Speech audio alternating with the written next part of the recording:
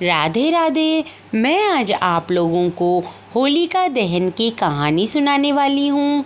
हिरण्यकश्यप एक बहुत शक्तिशाली असुर था। वह अपने आप को विष्णु भगवान से भी बड़ा मानता था और अपनी प्रजा से कहता था कि मैं ही तुम्हारा भगवान हूँ, तुम मेरी ही पूजा पाठ किया करो। और वह इतना शक्तिशाली और क्रूर राजा था कि वह सब पर अत्याचार करता था। परंतु उसका जो पुत्र था प्रहलाद, वह विष्णु भगवान का परम भक्त था और वो हमेशा ही विष्णु भगवान की पूजा पाठ किया करता था। इस बात से हिरण्यकश्यप बहुत दुखी था। उसने कई बार अपने पुत्र को समझाने की कोशिश करी कि मैं ही तुम्हारा भगवान हूँ और तुम मेरी ही पूजा पाठ किया करो, परंतु प्रहलाद पर अपने पिता की बातों का कोई असर नहीं पड़ा। हिरण्यकश्यप इस बात से दुखी था कि जब मेरा पुत्र ही विष्णु की पूजा कर रहा है तो मेरी प्रजा मेरी पूजा कैसे करेगी। इस बात को लेकर उसने प्रहलाद को कई बार मरवाने की कोशिश भी करी, परंतु विष्णु भगवान की कृपा से प्रहलाद को कुछ नहीं हुआ।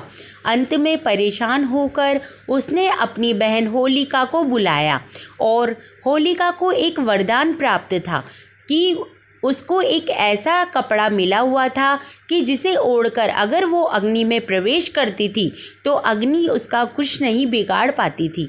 तो वो अपनी बहन से कहता है कि कल तुम प्रहलाद को गोद में लेके अग्नि में बैठ जाना और यह कपड़ा ओढ़ लेना। तो होलिका ऐसे ही करती है। दूसरे दिन अग्नि में बैठ जाती है और कपड़ा ओढ़ लेती है, पर विष्णु भगवान की कृपा से ऐसी हवा चलती है कि वो कपड़ा प्रहलाद पर आ जाता है और होलिका उसी में जल के भस्म हो जाती है। तभी से ये होलिका दहन मनाया जाता है और बुराई पर अच्छाई की जीत होती है और प्रहलाद को कुछ नहीं होता। फागुन मास की पूर्णिमा को होलिका दहन किया जाता है और दूसरे दिन धुलंडी का त्योहार मनाया जाता है, यानी कि रंग से होली खेली जाती है। यही होलिका दहन की कहानी थी। प्रहलाद भक्त की भगवान विष्णु पर जो आस्था थी वो जीत गई और प्रहलाद को कुछ नहीं हुआ। होलिका जल गई क्योंकि वो बुराई का प्रतीक थी। उसने अच्छाई को हराने की कोशिश करी थी, पर हमेशा अच्छाई की जीत होती है। अगर ये कहानी आप लोगों को पसंद आई हो तो इसको लाइक, शेयर और सब्सक्राइब ज़रूर कर देना। धन्यवाद।